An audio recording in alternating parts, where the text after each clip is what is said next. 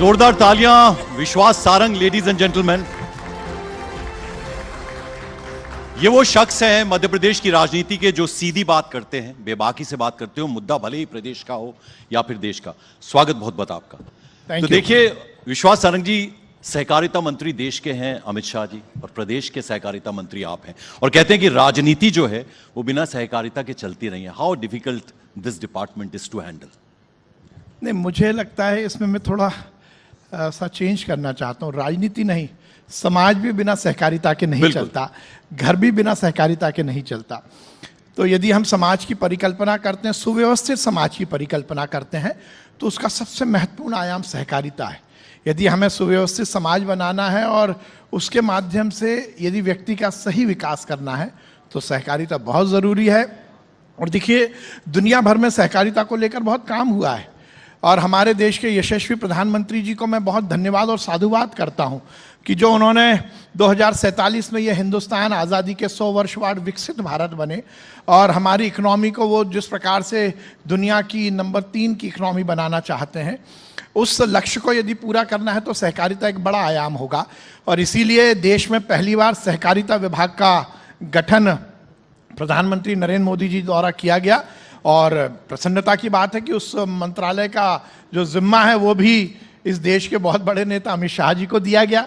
तो हमारी सरकार सहकारिता को लेकर कितना सीरियस है, और ग्रामीण अर्थव्यवस्था को, रूरल इकोनॉमी को, और उसके साथ साथ रोजगार को सहकारिता के माध्यम से आगे बढ़ाना चाहती है। मुझे लगता है कि निश्चित रूप से सहकारिता के माध्यम से इस देश में आमूलचूल परिवर्तन आने वाला है। हमारी जो प्राथमिक पैक्स है उसको मल्टी यूटिलिटी पैक्स बनाकर नए रोजगार के अवसर सृजित करने का देश के केंद्र सरकार ने मंतव्य दिया, और हमारी सरकार मध्य प्रदेश में भी उस पर तेजी से काम कर रही है। और हर नागरिक के सर पर छत हो, प्रधानमंत्री का ये टारगेट था, ये लक्ष्य था। तो प्रधानमंत्री आवास योजना, इसके क्रियान्वयन में अगर देखें तो मध्य प्रदेश अग्रणी है। अब तो ये सफर कितना मुश्किल रहा?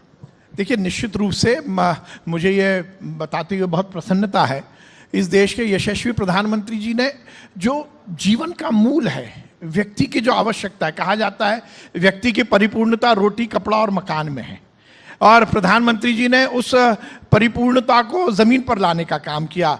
रोटी के मामले में हम देखते करोड़ों परिवारों को केंद्र सरकार द्वारा मुफ्त में अनाज दिया जाता है, और सर पर छत हो, ये हर एक व्यक्ति का, चाहे आप हो, चाहे मैं हूं, या कोई एक गरीब व्यक्ति हो, हर व्यक्ति का ये लक्ष्य होता है। और प्रधानमंत्री आवास एक ऐसी योजना प्रधानमंत्री जी लेके आए। पूरे देश में लगभग 4.5 करोड़ लोगों को पिछले साल आवास पिछले साल तक दिया गया। अब 3 करोड़ का और लक्ष्य है। मध्य प्रदेश की बात करूं तो आपने बिल्कुल सही बोला कि हम उन राज्यों में अव्वल हैं जिन्होंने प्रधानमंत्री आवास योजना को ज़मीन पर उतारा है। हम नंबर 1 है देश में। और सबसे महत्वपूर्ण बात यह है, अभी तक हम लगभग 40 लाख आवास बना चुके हैं। इस साल का हमारा 8 लाख का लक्ष्य है, और मुझे कहते हुए प्रसन्नता है कि उस लक्ष्य को हम पूरा भी करेंगे, और जो हमारी वरीयता है नंबर 1 की, उसको हम कायम रखेंगे। एमपी अलग है, जब हम ये सुनते हैं तो आपके मुख से जानना चाहेंगे कि क्यों एमपी अलग है? नहीं, हम तो ये कहते हैं एमपी अलग ही नहीं है, एमपी गजब भी है। और एमपी देश का यदि हृदय स्थल है, तो देश को अच्छा चलाने का जो संकल्प है उसमें हम भी आगे बढ़ रहे हैं। पंकज भाई, मैं ये कहना चाहता हूँ कि मध्य प्रदेश की यदि हम सबसे बड़ी खूबी देखें तो मैं इसका श्रेय मध्य प्रदेश की जनता को देता हूँ, और वो सबसे महत्वपूर्ण बात है पॉलिटिकल स्टेबिलिटी। मध्य प्रदेश की जनता ने ये माना है कि यदि राज्य अच्छा चलाना है तो सरकार उन हाथों में दी जाए जो विकास और कल्याण को आगे बढ़ाना चाहते हैं। मध्य प्रदेश, जैसा मैंने कहा, भौगोलिक स्थिति में देखें तो हम देश के मध्य में हैं। हमारी कनेक्टिविटी बहुत अच्छी है। हमारे पास वन संपदा है, हमारे पास खनिज संपदा है, हम सरप्लस पावर वाले राज्य हैं। हमारे यहाँ 24 घंटे बिजली उपलब्ध है, हमारे यहाँ पानी की बहुत अच्छी व्यवस्था है, और फेडरल सिस्टम में हमने ये सुनिश्चित किया, जैसे देश के यशस्वी प्रधानमंत्री नरेंद्र मोदी जी ने इस देश के विकास के लिए डबल इंजन की सरकार की जो परिभाषा को प्रतिपादित किया है, जैसा फेडरल सिस्टम का कॉन्सेप्ट ही है कि केंद्र सरकार बड़ा राज्य और राज्य सरकार छोटा राज्य, तो उस तारतम्य को आगे बढ़ाते हुए हमने विकास के हर अवधारणा को सुनिश्चित किया है। देश की आधी आबादी महिला, उसके सशक्तिकरण पर हम काम कर रहे हैं। युवा जो देश का भविष्य है, उसके रोजगार के लिए हम काम कर रहे हैं। हम इन्वेस्टमेंट को लेकर बहुत अच्छा काम कर रहे हैं। नए नए इन्वेस्टमेंट हमारे प्रदेश में आ रहे हैं, क्या रूरल डेवलपमेंट, क्या अर्बन डेवलपमेंट, गांव, खेत खलियान, युवा, महिला, किसान, हर एक सेक्टर में हम काम कर रहे हैं। विकास के नए आयाम, कल्याण के नए आयाम, देश के हर वर्ग को लेकर, चाहे वो SC ST हो, चाहे वो पिछड़ा हो, चाहे वो सामान्य हो, हर वर्ग के कल्याण की योजनाएं हम मध्य प्रदेश में लागू कर रहे हैं। और मुझे कहते हुए बहुत प्रसन्नता है, हमारे यशस्वी मुख्यमंत्री डॉक्टर मोहन यादव जी के नेतृत्व में मध्य प्रदेश, जो प्रधानमंत्री जी का लक्ष्य है कि 2047 में ये देश दुनिया का सबसे अच्छा राज्य बने, राष्ट्र बने, और उस महायज्ञ में मध्य प्रदेश की भी हम सकारात्मक आहुति दे रहे हैं। देखिए लेडीज एंड जेंटलमैन, अगर हम क्रिकेट की भाषा में बात करें तो एक बल्लेबाज होता है, गेंदबाज होता है, ऑलराउंडर होता है। तो विश्वास सारंग जी ऑलराउंडर हैं, लेकिन 2 कप्तानों की पारी भी देख रहे हैं। आपने शिवराज सिंह चौहान जी के साथ काम किया एज ए कैबिनेट मिनिस्टर, और अब मोहन यादव जी, आपने जिक्र भी उनका किया। तो इनकी अगर हम तुलना करें तो क्या फर्क पाते हैं और क्या समानता? नहीं, आप तुलना क्यों कर रहे हैं? नहीं, मैं जानना चाहूं क्योंकि जरूरत ही नहीं है। अच्छा चलिए, समानताएं बता दीजिए। मुझे लगता है तुलना की जरूरत नहीं है, और दोनों ने बहुत अच्छा काम किया, दोनों बहुत अच्छा काम कर रहे हैं। और चाहे हम मध्य प्रदेश, जैसा मैंने कहा ना, 2003 के बाद हम लगातार बहुत अच्छा काम करते आए। उमा भारती जी मध्य प्रदेश की मुख्यमंत्री बनी, बाबूलाल गौर साहब मुख्यमंत्री बने, लंबे समय तक शिवराज सिंह चौहान जी ने विकास और कल्याण के नए आयाम स्थापित किए, और उस यात्रा को बहुत तेजी से और बहुत सुव्यवस्थित ढंग से डॉक्टर मोहन यादव जी आगे बढ़ा रहे हैं। देखिए, मैं फिर कहना चाहता हूं, हम विचार के लिए काम करते हैं। भारतीय जनता पार्टी का लक्ष्य है अंत्योदय। पंडित दीनदयाल उपाध्याय जी ने जो कहा था, अंतिम पंक्ति के अंतिम व्यक्ति की सेवा करना, ये हमारा लक्ष्य है। इसलिए तुलना की बात नहीं है। और यदि मोहन यादव जी मध्य प्रदेश में ताकत के साथ मध्य प्रदेश का विकास कर रहे हैं, तो नरेंद्र मोदी जी की कैबिनेट में शिवराज सिंह चौहान जी कृषि मंत्री और ग्रामीण विकास मंत्री के रूप में काम कर रहे हैं। तो तुलना की जरूरत भी नहीं है, और मुझे लगता है कि सबको सब अच्छी जिम्मेदारी है, उस जिम्मेदारी का निर्वहन हो रहा है। तो देखिए, 5 साल की जिम्मेदारी अभी आपके ऊपर है। तो अगर हम प्रधानमंत्री आवास योजना की बात करते हैं, तो अगले 5 सालों के लिए, यानी अब जो आने वाले 5 साल हैं, इसमें टारगेट क्या आपकी सरकार का, कि कितने मकान और कितनों को मकान? देखिए, मैंने जैसा आपको कहा कि देश की हम यदि बात करें तो 4 करोड़ मकान तो बन गए, और जो नरेंद्र मोदी 3.0 है, ये तीसरी बार की सरकार, उसका जो लक्ष्य है 3 करोड़, उसमें अलग अलग राज्यों को जो जिम्मेदारी दी गई है, उसमें मध्य प्रदेश में जैसा मैंने कहा कि इस साल हमें 8 लाख मकान मिले हैं। जैसे जैसे जिस साल हमें जो टारगेट मिलेगा, हम उसको पूरा करें, क्योंकि इसमें एक एलिमेंट हमारे अंश का भी है, प्रदेश के अंश का भी है। तो हमने बजट में पूरा प्रावधान किया हुआ है कि जो राज्यांश है, जो कि हमें मैचिंग ग्रांट देनी है, वो हम समय से देते हैं, इसीलिए मध्य प्रदेश अव्वल है। हम महाराष्ट्र की बात करें, हम उत्तर प्रदेश की योगी आदित्यनाथ जिस तरह से कहते हैं, इन्वेस्टर्स को इनवाइट करते हैं, मध्य प्रदेश में कितनी संभावनाएं आप देखते हैं? देखिए, मैं ये कहना चाहता हूं, अभी हमारी GIS हुई भोपाल में पिछले महीने, लगभग 3-3.5 लाख करोड़ के MOU हमने साइन किए हैं, और हमारे मुख्यमंत्री डॉक्टर मोहन यादव जी ने इन्वेस्टमेंट को लेकर एक नई नवाचार किया है। अभी तक प्रदेश में इन्वेस्टर समिट एक जगह होती थी। हम माननीय मुख्यमंत्री जी ने हमारे रीजनल इन्वेस्टर समिट का एक नया कॉन्सेप्ट दिया है कि समेकित विकास हो, हर जगह विकास हो। भौगोलिक दृष्टि से आमतौर पर यह देखा जाता है, जब इन्वेस्टमेंट की बात आती है तो वो इन्वेस्टमेंट चंद शहरों के आसपास सीमित हो जाता है, जो महानगर कहलाते हैं। जैसे हम यदि बात करें तो इंदौर, भोपाल, थोड़ा बहुत जबलपुर। पर माननीय मुख्यमंत्री जी ने एक नया कॉन्सेप्ट लाए, और रीजनल इन्वेस्टर समिट के माध्यम से पहले उन्होंने हमारे प्रदेश के सभी संभागों में इन्वेस्टर समिट की, और उसके बाद GIS भोपाल में आयोजित की। और मुझे इस बात की बहुत प्रसन्नता है कि लगभग 3.5 लाख करोड़ के MOU साइन हुए हैं। तो इन्वेस्टमेंट के मामले में मध्य प्रदेश बहुत तेजी से आगे बढ़ रहा है और देश और विदेश के जो इन्वेस्टर्स हैं वो मध्य प्रदेश को बहुत आशा भरी निगाह से देख भी रहे हैं।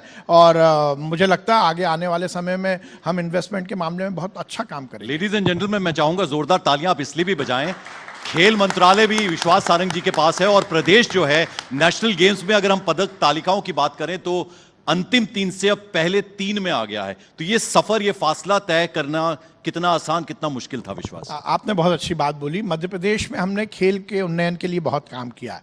खेल खिलाड़ी और खेल मैदान, इसको टारगेट लेकर हमने जहां पहली बार देश में हमने प्रयोग किया कि हमने स्पोर्ट्स एकेडमी शुरू की, जिसमें हमने खिलाड़ियों को वहीं पर उनको बोर्डिंग सुविधाएं उपलब्ध कराकर उनका उन्नयन किया।